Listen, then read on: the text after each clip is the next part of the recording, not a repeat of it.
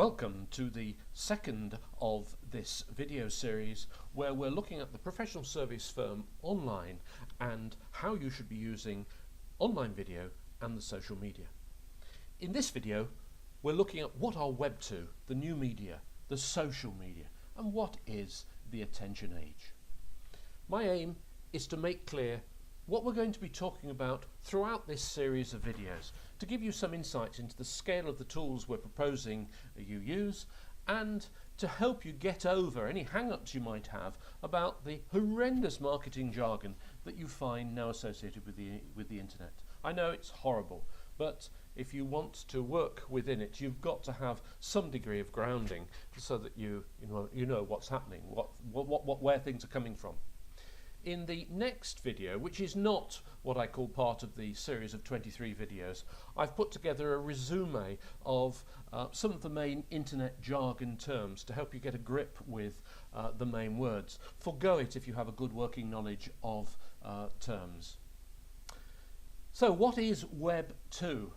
Well, as a starter, let's look what Wikipedia says. Let's see if it helps us. The term Web 2 is commonly associated with web applications that facilitate interactive information sharing, interoperability, user-centered design, and collaboration on the World Wide Web. Whew. That, for me, really puts things into perspective, because what you've got there is just ever more of the same confusing jargon. And that's something you have to come to terms with, because as things change, we're seeing ever more words used to describe ever more bizarre things that can be done.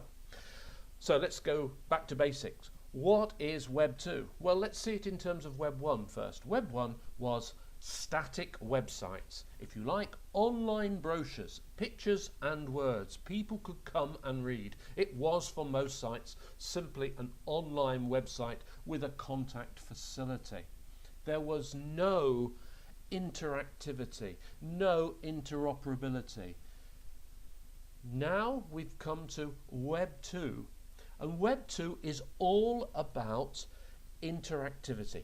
You can look, for example, at Facebook. This is a fine example of a site which just is simply a framework for people to put in information, be it photos, videos, audio, written word, pictures, whatever they want to put in, and for others to comment, others to input, others to take out and use on their own sites. This is at the heart of Web 2, and it's at the heart of what you're going to be doing if you're going to make the most of online video and the social media. A Web 2 site allows its users to interact with each other as contributors to the website's content, in contrast to static websites where users were limited to the passive viewing of information. I've alluded to this elsewhere. Static Web 1 websites are of the past, just as the brochures that you thought would be so useful, which now sit on your office shelves, so static sites which people no longer seem to want to view and read, they are of the past. Web 2 is where it's at. So what are the social media or new media? Well, to start with, social media or new media, they are the same thing. The social media are channels for social interaction on a highly accessible basis. They use web-based technology to create social dialogues. This interaction that we're talking about, it's all about dialogue, and it's dialogue that you're going to be developing to build rapport, to build relationships, to establish trust, to get more of the right sort of clients, because you're entering to dialogues. The social media build on the technical foundations of Web 2, and they allow for the creation and exchange of user-generated content. This is key to all the strategic work you're going to be shaping up in developing your marketing campaigns in the Web 2 context. So the social media is a blending of technology and social interaction for the co-creation of value. Now, the social media take many different forms, and you'll know many of them. You'll have seen internet forums, weblogs, social blogs, microblogging sites, podcasts, picture sites, video sites, social bookmarking sites like Delicious, and there's Google Reader and StumbleUpon, and social news sites such as Dig and Mix and Reddit. At its heart, businesses refer to social media as interactive, user-generated content sites. That's the way to think of it. Interactive, user-generated content sites. So how is the social media to be used? Well, you've got Facebook, MySpace, LinkedIn, YouTube, and many, many similar sites. And all of these allow professional service firms and their prospects and their clients to create and share content in ever more innovative, interesting, and valuable ways. One exceptional example is Twitter. This is an example of an attention age social media tool that's been outstanding in its growth, that allows for real-time transmission of content. It's most famous not only because of its staggering growth, but also for the fact that there's been some notorious examples where it's broken news well before the traditional media outlets have even known something's happening. And then we've got the social bookmarking sites like Delicious and Dig, which allow users to tag and then organize content that they've got from various sites, and they put onto these sites which they think will be valuable for others to consume. Now, this is an incredible marketing, powerful marketing tool, but it's also a way in which your material, when someone finds something that's of value or of interest, they take that material, they tag it, they put it on one of these social bookmarking sites, and given a fair wind, that material can be thrown throughout the web, and staggering amounts of people will get to see that material. Now, for many professionals, when I talk to them, they're simply not aware of the scale of the growth of the social media and how much time people are spending using the social media. Social networking now accounts for 11% of all time spent in the US. 11%. When you think how much time is spent online for all the various purposes, that is a staggering amount of time. Now, don't discount anything we say relating to the United States, because we're following them inexorably, and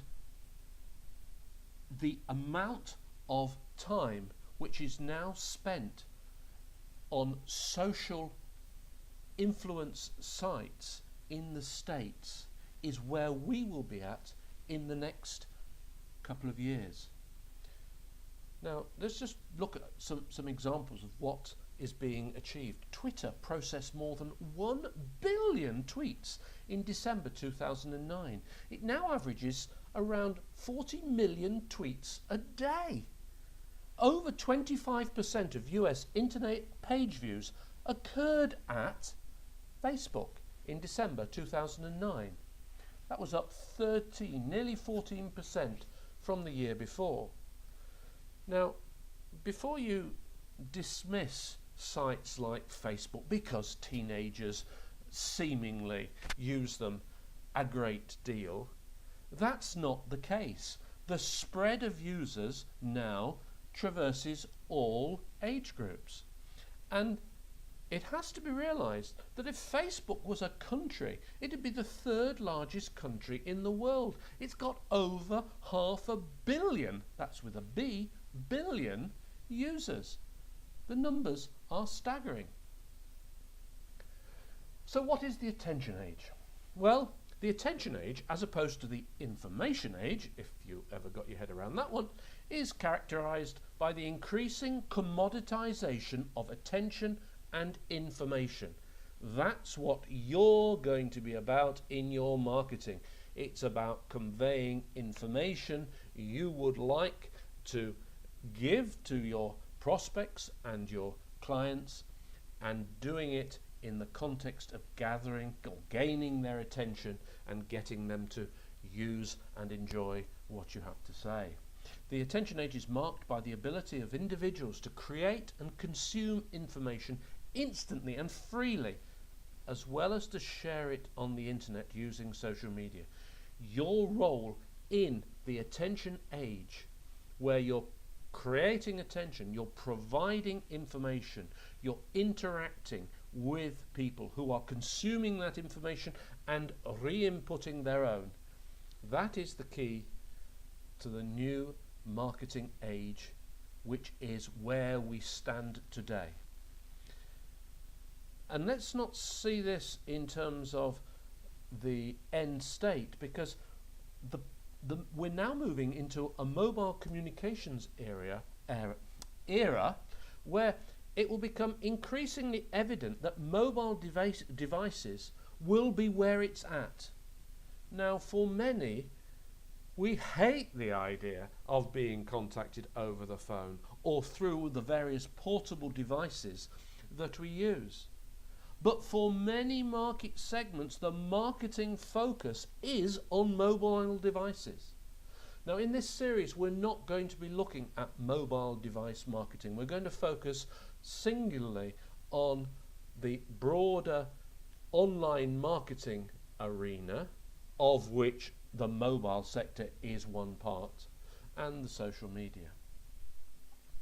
Now, earlier I referred to the fact that in the series of videos that we've produced in this introduction to the Professional Service Firm Online, I've done a quickie which looks at the marketing jargon that you'll be faced with and you'll hear within this video series. These are the terms that are covered in that series, and if it's not for you, then do dismiss it and go on to what we call video 3. So I'll see you in the next video, where in video 3 we'll be looking at which are the main players amongst all the social media that you as professional service firm business owners really should be focusing on, and why. Now, this is important because an extraordinary amount of time can be wasted so easily focusing on areas that simply are not for you. They're a waste of time. Our job in helping you to understand how to go forward using online marketing is to explain to you those areas where we think you should be working, and to help you avoid wasting inordinate amount of times with very little return on marketing investment if you're not focused where you really should be. Okay, see you in the next video.